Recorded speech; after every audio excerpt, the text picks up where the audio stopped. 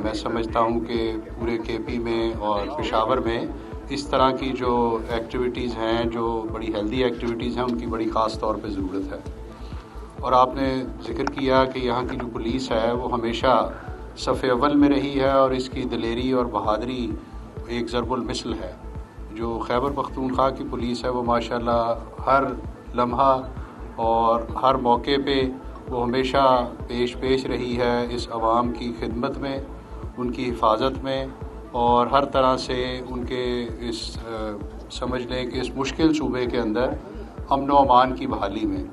तो ज़ाहिर है हमारा जहाँ पे ये ख्वाहिश होती है कि इस सूबे के अमन को हम अच्छी तरह बहाल करें, वहाँ ये भी ख्वाहिश होती है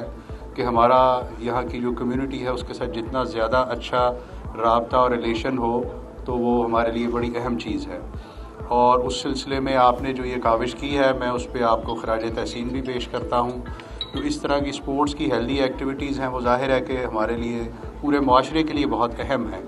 और ख़ास तौर पे मीडिया के लिए, क्योंकि आपका काम भी जैसे हमारा पुलिस का काम मुश्किल है, उतना ही तकरीबन मेरे ख़्याल में रिस्की और मुश्किल काम आपका है। जहाँ पे कोई इस तरह का वाक़या, कोई हादसा, कोई ऐसी चीज़ होती है, वहाँ जब पुलिस पहुँचती तो उसके थोड़ी देर बाद वहाँ पे मीडिया भी पहुँचता है। तो उनके लिए भी ख़तरात उसी तरह हैं, उनके लिए प्रेशर भी उसी तरह है, स्ट्रेस भी उसी तरह है, मुश्किलात भी उसी तरह हैं। तो मैं समझता हूँ कि जो इस तरह की एक्टिविटीज़ हैं उनकी वजह से इस स्ट्रेस को कम करने में, उनके जो अपना एक वर्क लाइफ बैलेंस जिसको कहते हैं उसको बेहतर बनाने में और इसी तरह आपस के एक रिलेशनशिप को बेहतर करने में बड़ी मदद मिलती है और उस पर मैं आप सबको मुबारकबाद पेश करता हूँ। और वैसे भी ये बड़ी अच्छी जगह पे आपने ये किया और अच्छे अरेंजमेंट्स किए हैं, उस पर भी मेरी आप सबको बहुत बहुत मुबारकबाद। और मैं उम्मीद करता हूँ कि आइंदा भी इसी तरह आप ये फंक्शंस करते रहेंगे और इसी तरह आप मीडिया को, इस शहर की आवाम को और यहाँ के जो आपके रिलेटेड लोग हैं उनको अच्छे मौके तफरीह के भी और इसी तरह स्ट्रेस मैनेजमेंट और इन चीज़ों के वो उनको देते रहेंगे। मुझे यहाँ बुलाने का आप सब के लिए बहुत बहुत शुक्रिया और मैं उम्मीद करता हूँ कि हम दोबारा भी ऐसे मिलते रहेंगे। बहुत शुक्रिया, थैंक यू। थोड़ी सी सर मीडिया टॉक करेंगे कल सर पहले तो हेडक्वार्टर पर जो हमला हो इसमें कोई तहकीकात में कोई अहम पेशरफ्त हुई है या नहीं? जी, जो कल के हमारा इंसिडेंट है उसके ऊपर इंसिडेंट का तो आपको पता ही है, 3 लोग आए थे उसमें उनके ऊपर जो बड़ी तेज़ी से एफसी ने और उन्होंने पुलिस ने और ये सीसीपीओ बैठे, इन्होंने बड़ा अच्छा रिस्पॉन्ड किया और इमीडिएटली उसको न्यूट्रलाइज़ कर दिया। इन्वेस्टिगेशन में काफ़ी प्रोग्रेस हो चुकी है। तीनों की जो थी फ़ोटोग्राफ्स वो हमने,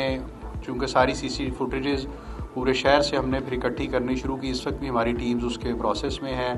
उनकी फ़ोटोग्राफ्स ले लिए गए हैं, फिंगरप्रिंट्स नादरा को मैचिंग के लिए भिजवा दिए गए, जो फोरेंसिक का एविडेंस मौके पे थी वो ले ली गई थी। जो बीडी ने जो सारे एक्सप्लोसिव्स और ये चीज़ें ली थी उनका भी सारा एनालिसिस और जो पिछले इंसिडेंट्स के साथ अगर कोई मैचिंग है वो भी इस वक्त अंडर प्रोसेस है और अब हम उसको ट्रैक कर रहे हैं कि ये किस तरफ से आए हैं। तो उसके ऊपर काफ़ी प्रोग्रेस हो रही है और हमें काफ़ी उम्मीद है कि हम बड़ी जल्दी इसमें किसी न किसी मामले की तह तक पहुंच जाएंगे। सर थोड़ा सा बताइएगा कि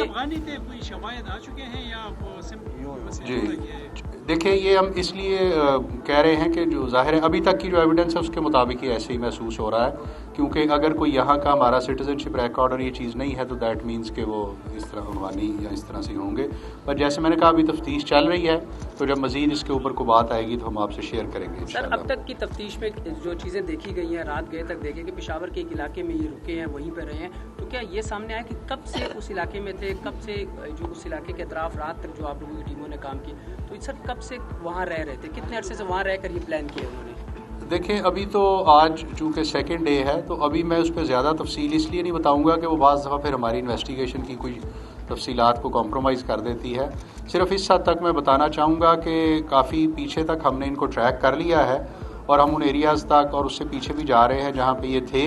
और कब से ये सारा प्रोसेस चल रहा था। उसके ऊपर भी हमारी चूँकि CTD की और दूसरी स्पेशल टीम्स काम कर रही हैं, तो we'll be in a better position to say anything definitive जब हम इस सारी की तफसील तक पहुँच जाएंगे।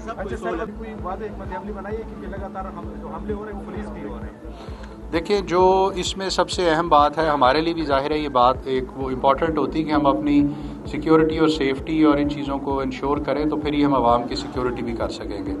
तो उस पर हमने 4-5 बड़े अहम काम किए, जिसकी वजह से हमें अल्हम्दुलिल्लाह इस मैं समझता हूँ जो when I look at the figures, अब साल का एंड आने वाला तो हम कोई अबाउट 40% हमारे नुकसानात in terms of loss of people वो पिछले साल से कम है, हालांकि नंबर ऑफ अटैक्स हमारा काफ़ी बढ़ा हुआ है। और मेजर उसमें जो चीज़ है वो ये कि एक तो हमने इंफ्रास्ट्रक्चर जो हमारा सिक्योरिटी का था थानों और चौकियों के लेवल पे, उस पर काफ़ी ज़्यादा इन्वेस्ट करके उसको इम्प्रूव किया है, तो उसकी वजह से हमारे जो लोग डिफेंड करने की पोजीशन में अब बेहतर है। नंबर 2, हमने जो आर्म्स एंड इक्विपमेंट लेटेस्ट है वो आप सब जानते हैं, हम साथ साथ इंडक्ट कर रहे हैं और आइंदा भी हम इसी तरह इसको करते रहेंगे। अभी कल भी हमने एक और तकरीब रखी है जिसमें मज़ीद हम जो उनको लेटेस्ट वेपनरी जो आ रही है वो साथ साथ दे रहे हैं, जिसमें एंटी ड्रोन भी है और इसमें थर्मल गन्स और वेपन्स भी हैं और स्नाइपर गन्स भी हैं, वो साथ साथ इंडक्ट करने का सिलसिला जारी है। और तीसरे नंबर पे जो हमारे लोगों का ऑफिसर्स लेवल पे या नीचे लेवल पे नुकसान हो रहा था, तो हर लेवल पे थाने से लेके ऊपर सीनियर ऑफिसर्स के लेवल तक उनकी बुलेट प्रूफिंग और गाड़ियों की आर्मरिंग,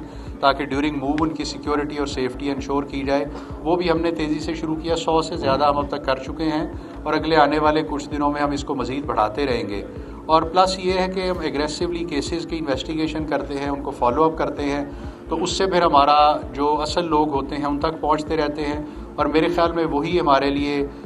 बेस्ट इसकी एक पॉलिसी है कि हम असल मुलज़मान तक पहुंचते रहें, तो उससे हमारे जो केसेस रिजॉल्व होते रहें। मेरा एक सवाल ये है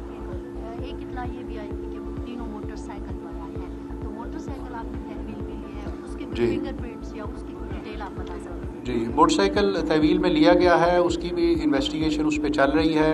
उसकी ओनरशिप कहाँ से लिया गया उस सारे के ऊपर काफ़ी प्रोग्रेस हो चुकी है और जिस जगह से लिया गया वहाँ पे भी हमारी टीम्स गई हुई हैं, तो उसको भी फॉलो अप किया जा रहा है। सर एक क्या वो किराए आईजी पर लिया गया था?